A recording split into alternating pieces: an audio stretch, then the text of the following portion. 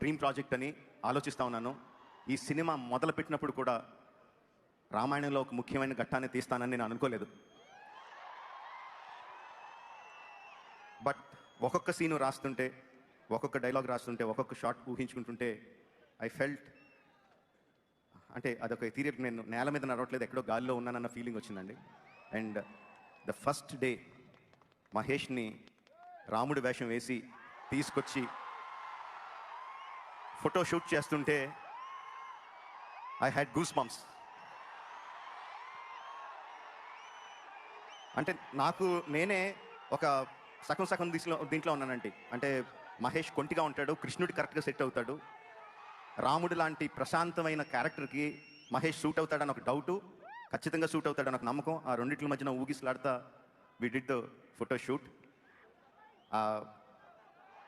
ఆ ఫస్ట్ ఫోటోని నా బాల్ పేపర్ కింద పెట్టుకుని మళ్ళీ పొరపాటున ఎవరన్నా చూసేస్తారేమో అని చెప్పి తీశాను అది.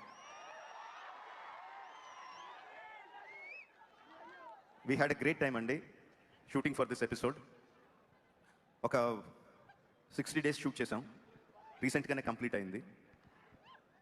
Every day was a challenge. అంటే ఆ ఎపిసోడ్లో ఒక్కొక్క sub episode, it's a lot of sub episodes into one episode. ఒక్కొక్క సబ్ ఎపిసోడ్ ఒక సినిమా లాగా, ప్రతిదీ కొత్తగా ఆలోచించాలి, ప్రతిదీ కొత్తగా ప్లాన్ చేయాలి, ప్రతిదీ కొత్త ఛాలెంజెస్ అన్నీ కూడా దాటుకుంటా we completed shoot of that sequence. I think that will be one of the most memorable sequences of my films, and definitely Mahesh's film also, I think it will be the most memorable.